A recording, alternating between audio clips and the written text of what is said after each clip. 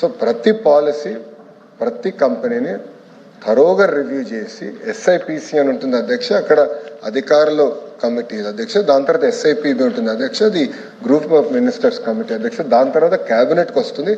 క్యాబినెట్లో డిస్కస్ చేసిన తర్వాత క్యాబినెట్ అప్రూవల్తోనే ఇవన్నీ చేస్తాం జరుగుతుంది అధ్యక్ష.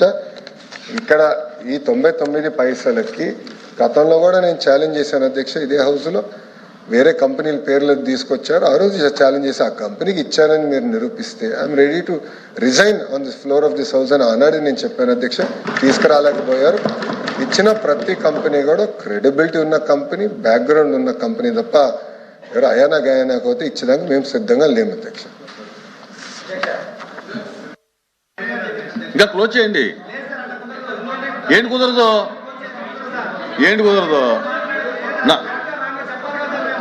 మీకు ఏదైనా మీకు ఏదైనా క్లారిఫికేషన్ ఉంటే అడగండి.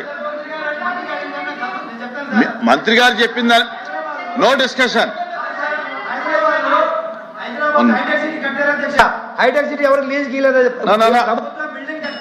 వినండి. ఇప్పుడు మంత్రి గారు చెప్పిన దాని మీద మీకు ఏదైనా క్లారిటీ కావాలంటే అడగండి. ప్రజలకి నిజాలు తెలియాలి. ఏంటి కుదరదు? ప్రజలకు నిజాలు తెలియాలి అధ్యక్ష. అధ్యక్ష ప్లీజ్ అడిగారు అధ్యక్ష, TCS కి భూమి ఇవ్వకూడదా, కాగ్నిసెంట్ కి భూమి ఇవ్వకూడదా, మదర్సన్ కి భూమి ఇవ్వకూడదా, రహేజాకి భూమి ఇవ్వకూడదా, ANSR అధ్యక్ష వీలే పిల్లేపించారు అధ్యక్ష. దీనిపైన కోర్టులో పిల్లేపిస్తారు. కోర్టు కూడా ముట్టుకాయలు వేసింది అధ్యక్ష, తెలుసుకోమని చెప్పండి దయచేసి.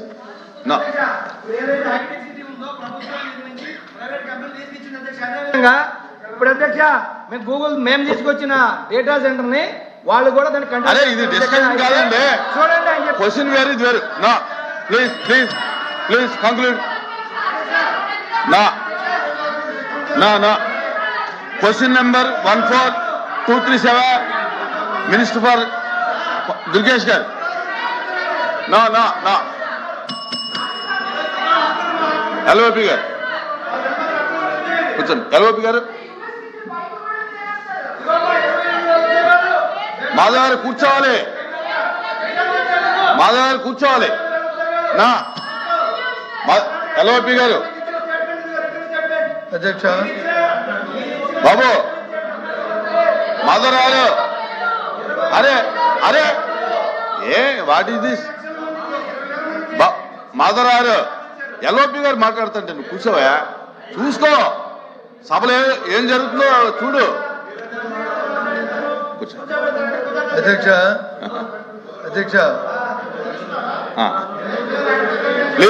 ప్లీజ్ ప్రభుత్వం ప్లీజ్ అమ్మా ఓకే ప్లీజ్. ఏంటమ్మా ఏంటిది? మాధవరారు కూర్చో. మాధవరారు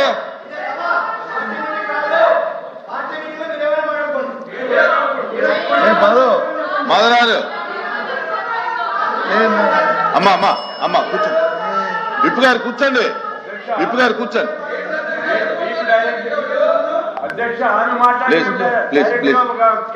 అధ్యక్ష ఇది మొదటి ప్రశ్న.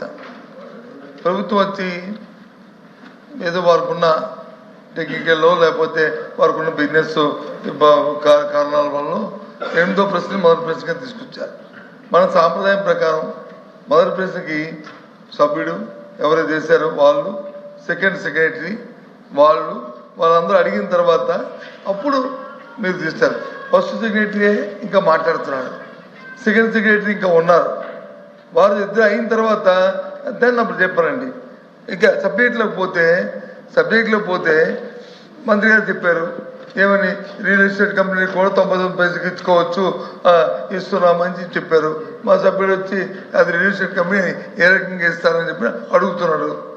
దానికి వచ్చి మరి మీరు సెకండ్ క్వశ్చన్కి వెళ్ళిపోతుంది, అది ధర్మం కాదు కదా అధ్యక్ష. ఇప్పుడు క్వశ్చన్ కి రిలేటెడ్ గా అడగాలి తప్ప మొత్తం పరిశ్రమలు రాష్ట్రంలో జరుగుతున్నటువంటి వ్యవస్థ గురించి మాట్లాడితే అది కరెక్ట్ కాదు కదా. నేను వ్యవస్థ గురించి రిలేటెడ్ అడగమనండి.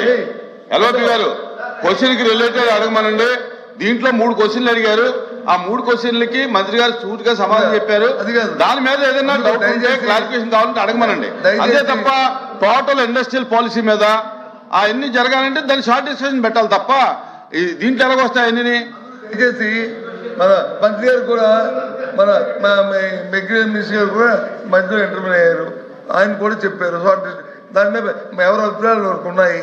దయచేసి ముందు ఆ క్వశ్చన్ కంప్లీట్ అయితే దాని మీద మా విధానం కూడా మా పార్టీ విధానం కూడా మాకు ఉంది.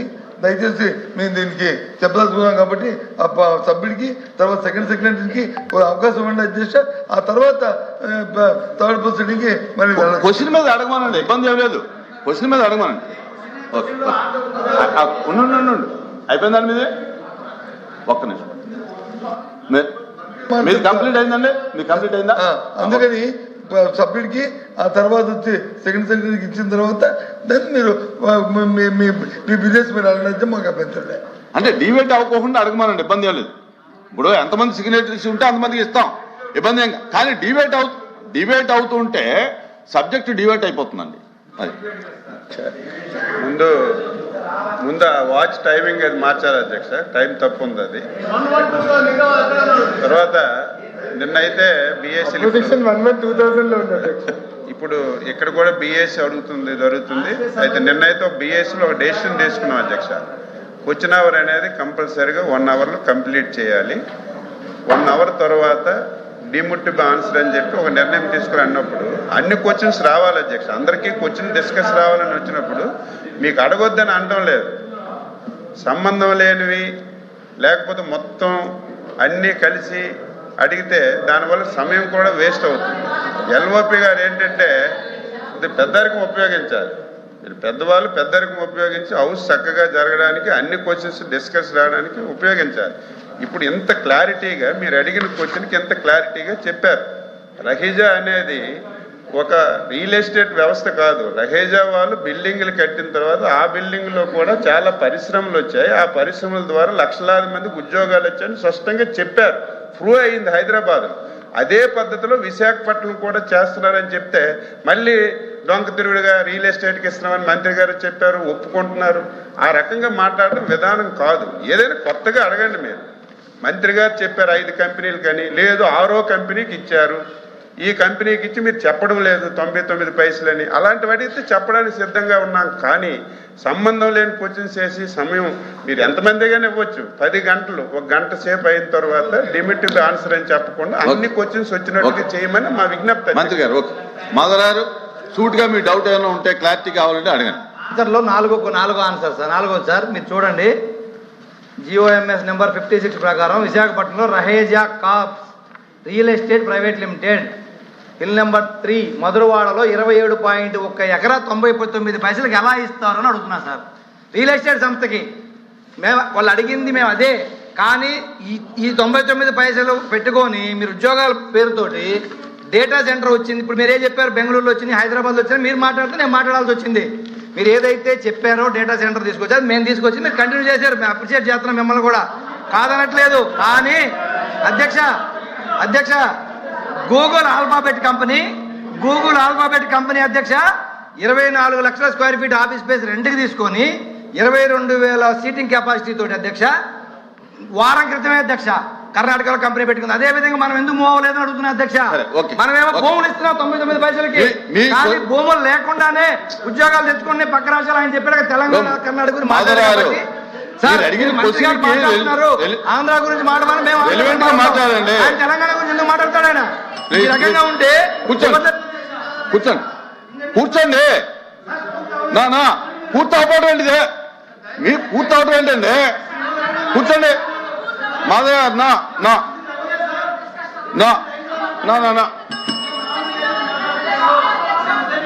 కళ్యాణ్ గారు సెకండ్ సెక్రటరీ కూర్చోండి.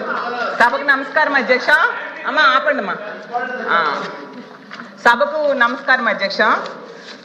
యాక్చువల్గా ఐటీ కంపెనీలు ఇతర పరిశ్రమలకు జరుగుతున్న భూ కేటాయింపులు, ముఖ్యంగా విశాఖపట్నంలో జరుగుతున్న భూ కేటాయింపులు అయితే మాత్రం చాలా విమర్శలకు దారి తీస్తుంది అధ్యక్ష. విశాఖపట్నం అనేది మన రాష్ట్రంలోనే కాదు, దేశంలోనే కాదు, ఆసియా ఖండంలోనే అత్యంత బాగా ఫాస్ట్గా డెవలప్ అవుతున్న సిటీ అధ్యక్ష. అక్కడ రూపాయికి కనీసం పప్పు బెల్లాలు రావు అధ్యక్ష, కనీసం శనగలు కూడా రావు అధ్యక్ష, రూపాయికి టీ కూడా వైజాగ్లో రాదు అధ్యక్ష. అలాంటిది వైజాగ్లో వందల వేల కోట్ల రూపాయల విలువైన భూముల్ని అయితే మాత్రం చాలా డెడ్ చీప్గా ఇచ్చేస్తూ ఉండే పరిస్థితి అయితే మనం చూస్తున్నాం అధ్యక్ష. అయితే మనం గతంలో ఒక నానుడు ఉండేది, 99 రూపాయలకే బాటా రేట్ అని. మరి ఇప్పుడు 99 పైసలకే ఏ రేట్ అనాలో అర్థం కావట్లేదు అధ్యక్ష. మన పాత రాజధాని హైదరాబాద్ తీసుకుంటే అధ్యక్ష ఎకరా 150 కోట్లకి అక్కడ ఇస్తున్నారు అధ్యక్ష, ఇక్కడ మాత్రం ఎకరా 150 పైసలకే ఇస్తున్నారు అధ్యక్ష. మరి ఇందులో ఏంటి ప్రాబ్లమో నాకు అర్థం కావట్లేదు. అలాగే ఇంకా పునాది స్థాయిలో ఉన్న అమరావతిలో కూడా ఇస్తున్న భూముల ధరల కంటే మా విశాఖపట్నంలో ఇంకా తక్కువకి ఇస్తూ ఉన్న పరిస్థితి అధ్యక్ష. యాక్చువల్గా భూ కేటాయింపులు అనేవి వెనకబడిన ప్రాంతాలు, మారుమూల ప్రాంతాల్లో తక్కువ ధరకి ఇస్తారు, ఎందుకంటే ఆ ప్రాంతం అభివృద్ధి చెందాలని, అలాగే అక్కడ చీప్గా కూడా ధరలు భూములు ఉంటాయి కాబట్టి ఇస్తూ ఉంటారు అధ్యక్ష. మరి ఎంత కాస్ట్లీ ల్యాండ్ని ఎందుకు తక్కువకి ఇస్తున్నారో ప్రభుత్వమే చెప్పాలి అధ్యక్ష. ఇంకోటి ఏంటంటే టీసీఎస్కి 99 పైసలకే ఇచ్చామనేసి బాగా బ్రాండింగ్ చేసుకున్నారు, మంచిదే అధ్యక్ష. అయితే టీసీఎస్ అంతకి ఇవ్వాలని డిమాండ్ చేసిందా లేదా ప్రభుత్వమే ఆఫర్ చేసిందా తెలియదు కానీ అధ్యక్ష, ఐటీ కంపెనీలకు ఇస్తామని చెప్పి రియల్ ఎస్టేట్ కంపెనీలకు అయితే భూములు అత్యంత తక్కువ ధరలకైతే ఇచ్చేస్తున్నారు అధ్యక్ష. ఇప్పుడే చెప్పినట్టుగా రహేజా డెవలపర్స్కి 99 పైసలకేమో 27 ఎకరాలు కట్టబెట్టడం జరిగింది అధ్యక్ష. అలాగే అడ్రస్ లేని వర్సా కంపెనీకి డెడ్ చీప్ గా 3,000 కోట్ల రూపాయల భూమిని కట్టబెట్టాలని ట్రై చేశారు అధ్యక్ష. మాట్లాడనివ్వండి మంత్రి గారు ప్లీజ్. 1 సెకండ్ అధ్యక్ష, మళ్ళీ నేను ప్రశ్నిస్తున్నా. నేను 5 కంపెనీలని చెప్పాను అధ్యక్ష. 6వ కంపెనీ పేరు మేడం గారు ప్రస్తావించారు. ఆధారాలు పెట్టమన్నాడు హౌస్ ఆరోపణలు చేసి బయటకు వెళ్తాను. మేడం గారిని ఇప్పుడే ఆధారాలు పెట్టమని లేటెస్ట్ చేస్తూ విత్డ్రా ది స్టేట్మెంట్ అధ్యక్ష. అంతేగాని ఉరిసాకు మేము ల్యాండ్ ఎక్కడ ఇచ్చావు అధ్యక్ష? వీఆర్ నాట్ గివెన్, మేము ఇవ్వలేదు అధ్యక్ష. చాలా స్పష్టంగా నేను చెప్పాను, 5 కంపెనీలకే ఇచ్చానని చెప్పాను. ఒరిస్సాకి నేను ల్యాండ్ ఇచ్చానని మేడం గారు నిరూపిస్తే no problem, I will withdraw my statement. లేదంటే మేడం గారు స్టేట్మెంట్ విత్డ్రా చేయాలి, లేదంటే ఏదో ఆరోపణ చేసి మేము బయటకు వెళ్ళి తరపు నుంచి మేము ఒప్పుకోవడానికి సిద్ధంగా లేదు. We are not willing to take that. ఒరిస్సాకి ఇచ్చామని అంటున్నారు అధ్యక్ష, దయచేసి కరెక్ట్ కాదు అధ్యక్ష. మేడం గారు వివరాలు ప్రజల ముందర పెట్టమని కోరుతున్నారు అధ్యక్ష. మాధవ్ గారు ఇప్పుడు సెకండ్ సెక్రటరీ మాట్లాడుతున్నారు, మీరు లేచి మాట్లాడతారు ఎందుకు? నా కూర్చోండి మంత్రి గారు. 1 మినిట్ అమ్మా 1 మినిట్ మంత్రి. గత సెషన్ లో కూడా ఇదే విషయం విమర్శిస్తే మేము ఇవ్వలేదు, ఇచ్చినట్టుగా నిరూపించండి అని చెప్తే మళ్ళీ అదే అలిగేషన్ చేస్తున్నారు. నేను అడుగుతున్నాను, మీరు కూడా ఉత్తరాంధ్రకు చెందినవారు. ఉత్తరాంధ్ర అనేది వెనకబడిన ప్రాంతం. ఎక్కడికి వెళ్ళినా సరే ఈ దేశంలో ప్రపంచంలో ఎక్కడ చూసినా సరే ఉత్తరాంధ్ర వాళ్ళు అక్కడ పనిచేస్తున్నారు అధ్యక్ష. మనకు అన్ని వనరులు ఉన్నాయి, ఉన్న వనరులు ఉపయోగించుకోకపోవడం వల్ల మన దగ్గర ఉన్నటువంటి చదువుకున్న యువకులందరూ ఉద్యోగాలు లేక నిరుద్యోగ సమస్యతో బాధపడుతుంటే ఈరోజు మీకు ఒక చెప్పండి, నిరుద్యోగ యువకులకి ఉద్యోగాలు ఇవ్వాలనుకుంటున్నారో ఇవ్వకూడదు అనుకుంటున్నారో దానికి మీరు చెప్పండి. 99 పైసలకి మా చుట్టాలకు బంధువులకి ఇచ్చాం అధ్యక్ష. 99 పైసలకి ఇచ్చి ఈ భూమి ఇవ్వడం వల్ల అధ్యక్ష ఇప్పుడు ఆయన చెప్తున్నారు అధ్యక్ష, గొప్పగా చెప్తున్నాడు ఆయన. నిన్ననే బెంగళూరులో 20 ఎంత భూమి ఇచ్చారు, ఇన్ని ఉద్యోగులు గూగుల్ పెట్టారని చెప్తున్నారు. భూమి ఇస్తే వస్తారు అధ్యక్ష. ఒక ఉదాహరణ అధ్యక్ష, వెస్ట్ బెంగాల్ ఉంది అధ్యక్ష, మీరు అందరూ తెలుసు. వెస్ట్ బెంగాల్ ఆ రోజు భూమి ఇవ్వకపోవడం వల్ల అక్కడ ఉన్నటువంటి కంపెనీలన్నీ బయటకు వెళ్ళిపోయాయి అధ్యక్ష. ఈ రోజు గుజరాత్ బాగా అభివృద్ధి చెందుతుంది. కారణం ఏంటి? ఒకసారి గుజరాత్ చూడండి అధ్యక్ష, అక్కడ పెద్ద పెద్ద కంపెనీలు వచ్చాయంటే అక్కడ తక్కువ రేటుకి భూమి ఇవ్వడం వల్ల అక్కడికి వచ్చారు అధ్యక్ష. ఈ రోజు ఉత్తరాంధ్ర వెనకబడి ఉంది, ఆ ప్రాంతానికి ఎక్కువ మందికి ఉపాధి కల్పాలి, ఉద్యోగాలు కావాలని దృష్టి పెట్టి పాలు ఏలు పెట్టుకుని పెడుతుంటే దాన్ని హర్షించవలసింది పోయి అభినందించవలసింది పోయి దాన్ని కూడా విమర్శిస్తున్నారు అధ్యక్ష. దీన్ని మీరు ఖండించాలి ఈరోజు స్పష్టంగా అధ్యక్ష. లేని విషయాన్ని ఇప్పుడు ఒక అలిగేషన్ చేశారు. ఉషా వాళ్ళకి 99కి ఇచ్చారు, నిరూపించమనండి, చెప్పాలి కదా అధ్యక్ష. మీరు స్పష్టంగా ఫ్లోర్ ఆఫ్ ది హౌస్ లో చెప్పాం, 5 కంపెనీలకే ఇచ్చామని చెప్పాం. కళ్యాణ్ గారు. అధ్యక్ష ఒక్క నిమిషం. మేడం గారు సార్ అడిగారు, సార్ ఇస్తానమ్మా, నేను ఇవ్వలేను, సార్ ఇవ్వాలి. 1 సెకండ్. మాధవ్ గారు మీకు వినేదానికి ఓపిక ఉంటే సమాధానం చెప్పేదానికి సిద్ధంగా ఉన్నాం. మీకు వినేదానికి ఓపిక లేకపోతే నేను సమాధానం చెప్పలేను. ఎందుకు అరుస్తున్నారు అధ్యక్ష? మైకు మీరు ఇస్తారు, మాట్లాడచ్చు అధ్యక్ష. ఎందుకు అరుస్తున్నారో నాకు అర్థం అవట్లేదు అధ్యక్ష. దయచేసి కూర్చోండి, ఎందుకు కంగారు పెడుతున్నారు? ఒక్క నిమిషం, సమాధానం చెప్పమంటారా వద్దా? యాదవ్ గారు, మీరు అడిగిన ప్రశ్నకి సమాధానం చెప్పమంటారా వద్దా? దయచేసి మెంబర్స్ కూర్చోండి. నేను సమాధానం చెప్పినాను సార్. రావులా కూర్చోండి, మీ సీట్లో కూర్చోండి. రావులా సార్ మళ్ళీ కూర్చోండి. ఇప్పుడు ఆయన ఒక ప్రశ్న అడిగారు అధ్యక్ష.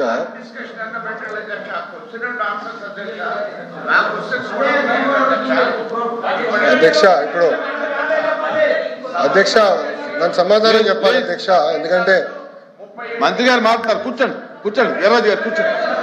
అధ్యక్ష ప్లీజ్ మెంబర్స్ కూర్చోండి. ప్లీజ్ మెంబర్స్ కూర్చోండి. అమ్మా 2000 మాట్లాడదు కూర్చో. అధ్యక్ష, ఇప్పుడు అడిగిన ప్రశ్నకి నేను సమాధానం చెప్తున్నాను. ఓకే, మీరు అడిగారు ఇంకా కొన్ని కంపెనీలు ఆంధ్ర రాష్ట్రానికి తీసుకురండి, లేదంటే పక్క రాష్ట్రాలకు వెళ్తున్నాయి. ఎస్, ఇప్పుడు ఈరోజు భారతదేశంలో 100 రూపాయలు పెట్టుబడి వస్తే దాంట్లో సుమారుగా 25.3 రూపాయలు ఆంధ్ర రాష్ట్రానికి వస్తున్నాయి.